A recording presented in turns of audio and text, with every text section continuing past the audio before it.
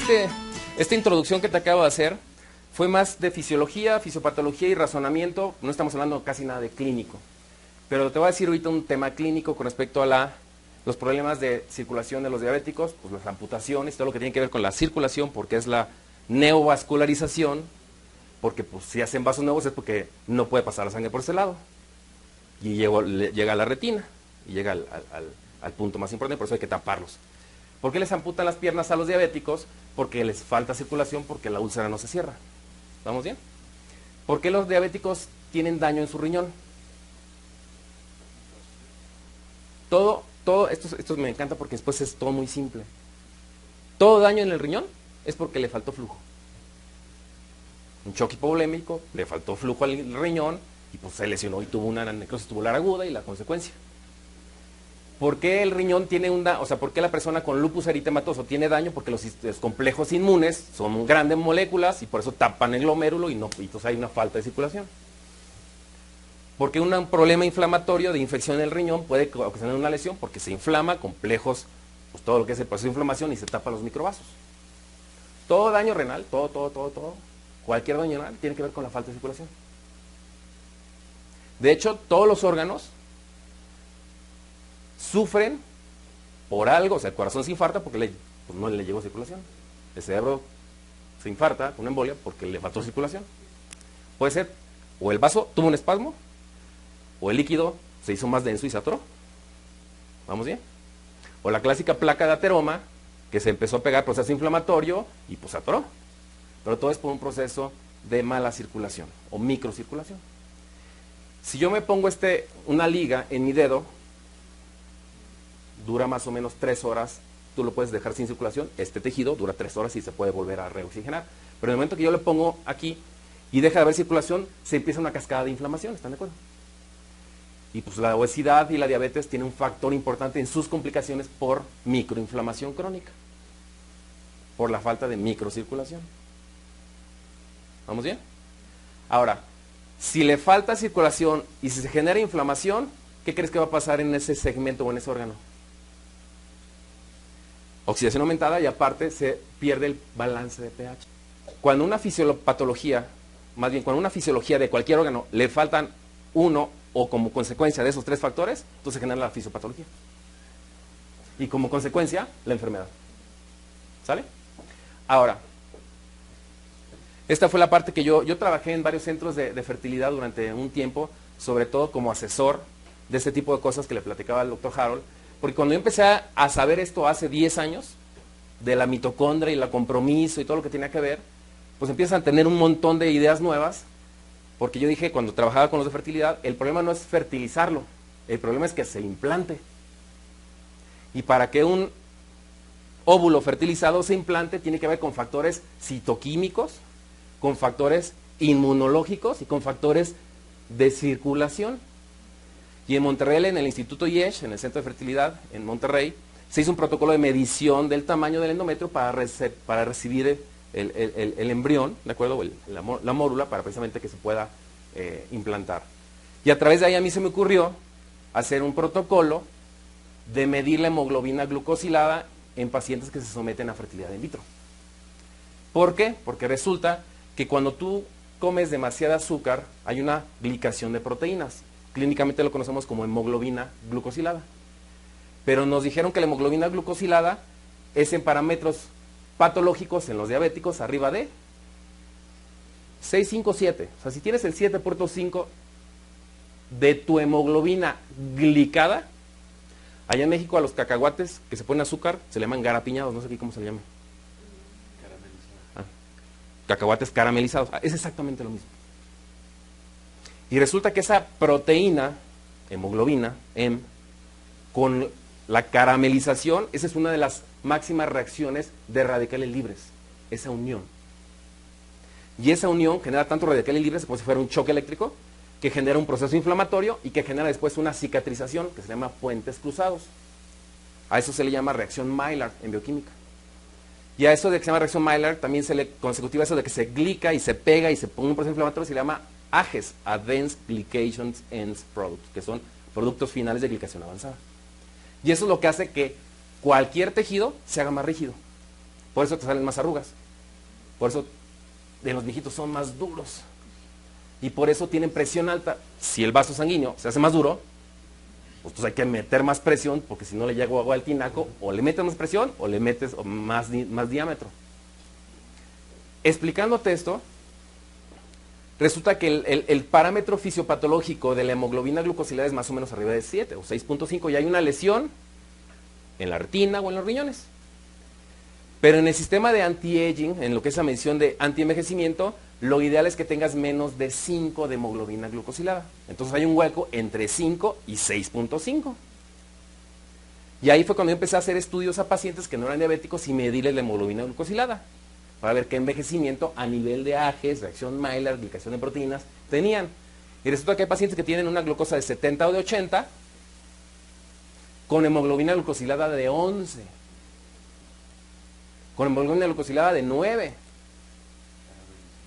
caramelizados pero sin el iceberg arriba. Y eso para mí fue un shock así como que, a ver, y empecé a ver los criterios de la diabetes y todo eso, y no, hay un hueco importante. Eso fue lo que a mí me determinó a hacer un protocolo y empezar a hacer la hemoglobina glucosilada en sanos, que no podían bajar de peso, con síndrome metabólico, pues que no comían grasas, pero comían demasiados almidones y carbohidratos, y entonces ahí fue donde empecé a encontrar ese hueco. Y entendiendo que la hemoglobina caramelizada, glucosilada, eso es lo que hace que se haga más viscosa la sangre y por eso se atora en el glomérulo y por eso se atora en la retina y por eso se atora en las piernas, porque no hay un corazón de abajo para arriba, más que de arriba para abajo. Esto se vuelve súper sencillo.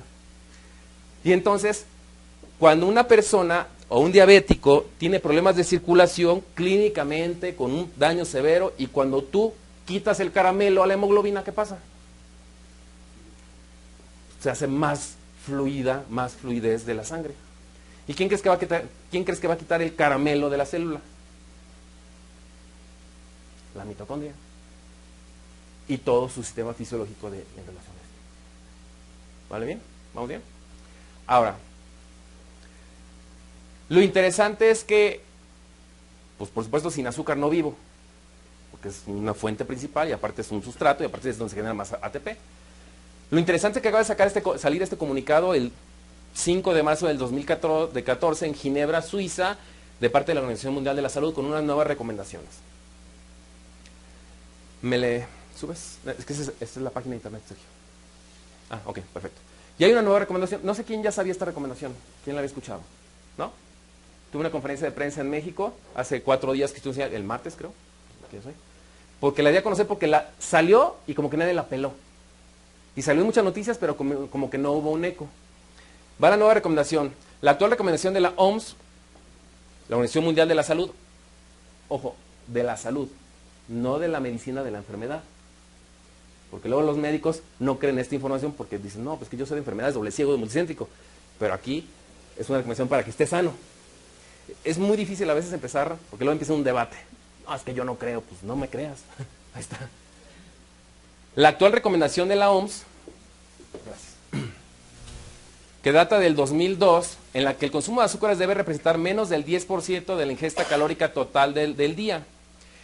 En el nuevo proyecto de directrices se formula la misma recomendación, pero además se indica que si la ingesta calórica total diaria se reduce a menos del 5%, se obtendrán beneficios adicionales. Un 5% de la ingesta calórica total equivale a 25 gramos de azúcar al día, que equivale a 6 cucharadas de tamaño de café, al día en un adulto sin sobrepeso y sano. 25 gramos de azúcar al día. Ahí te va la noticia. Un refresco, una soda, una lata, tiene 40 gramos de azúcar. A ver, y es un refresco. Pero si me lo como con pizza, y aparte si me tomo el capuchino al rato, y claro, con la galletita, el promedio del consumo, tengo el dato de México, en Colombia no lo sé, en México, el promedio de consumo por habitante en México al día es de 104 gramos. Ahora, 104 gramos. Ah, ese punto es lo que hace que la mitocondria truene. Entonces uno de los principales sustratos de ATP Si le metes de más, haz de cuenta que le estás echando gasolina, gasolina, gasolina, gasolina y nunca lo afinas y empieza y empieza y empieza y se va a tronar el motor. Ah, es la diabetes. Ahora, los límites de ingesta de azúcares que se sugieren en el proyecto de directrices se aplica a todas las monosacáridos como glucosa, fructosa, también de la fruta, disacáridos como sacarosa o azúcar de mesa, que son añadidos a los alimentos por los fabricantes, los cocineros o los consumidores, así como los azúcares presentes de forma natural, como miel, jarabes o jugos de fruta, o concentrados de fruta. Gran parte de los azúcares que se consumen el día de hoy pues, están escondidos en alimentos elaborados generalmente que no se consideran dulces. Ejemplo, una cucharada de ketchup contiene 4 gramos de azúcar, aproximadamente una cucharada de café. Una sola lata de refresco endulzado con azúcar contiene 40 gramos, 10 cucharadas de café. El proyecto de directrices se ha elaborado sobre base de los análisis de todos los estudios clínicos publicados acerca del consumo de azúcar y la relación con sobrepeso. Hoy resulta que las personas que tienen sobrepeso, voy a hacer un recuento de los años 1950 a la fecha. En 1950 dijeron, es que tienes sobrepeso porque no haces ejercicio. Entonces, toda la gente, gimnasios y la fregada. Y le pasaron 15 años y resulta que no, que sigas gordito. Ah, es que andas estresado. Entonces, en los años 2000, hacer yoga, tranquilo, zen, paz. Perdón, nos equivocamos. Es que luego era lo light, porque era por la grasa estás gordo. Entonces, todo light. Pero todo lo que tenga light, o el término light no está definido si es light en grasa o light en azúcar. Entonces, todo lo que tenga menos grasa le ponen más azúcar o más almidones. Por lo cual lo light, pues no funciona. Y luego, entonces no es la grasa. Entonces ahora los cero carb, no carb, low carb. O sea, ¿te fijas cómo va toda la tendencia? ¿Sale? El chiste de todo esto es que aquí está dicho que en base a todos los estudios se relacionan con la caries y aparte con el exceso de sobrepeso. Resulta que ahora el sobrepeso ya se determinó que es por el exceso de azúcar que consumimos en la vida moderna y que mi metabolismo no la tolera. Pero si saco la cuenta, ¿quién consume menos o quién podría consumir menos de 25 gramos de azúcar al día? Nadie. Ahora, dice 25 gramos de azúcar al día una persona sana, adulta, delgada. O sea que si tienes sobrepeso, pues ya menos, peor. Y es ahí donde ya no salen las cuentas en la nutrición ni en los parámetros de qué voy a comer. Luego viene, este dato que viene aquí, los estudios científicos publicados, por lo que se hace esta nueva recomendación, un estudio aleatorizado, un metaanálisis, estudios controlados, aleatorizados, de corte, estudios, se reportó en el Journal en 2013, en el British Medical Journal, o sea, una de las más serias a nivel internacional, en el cual aquí se revisaron todas las bases de datos importantes de la literatura médica, en el cual se estudiaron, en total entre los estudios estos y otros son 14.400 estudios que estudiaron el azúcar y el aumento de peso. Y de los cuales los 14.000 quedaron como 70, 30 de estudios clínicos y de corte 38. Y por esto resumen de estudios, la conclusión es que el exceso de la dieta de los azúcares genera el sobrepeso. ¿Creen que sea confiable esta información? ¿Sí o no? Ok, perfecto.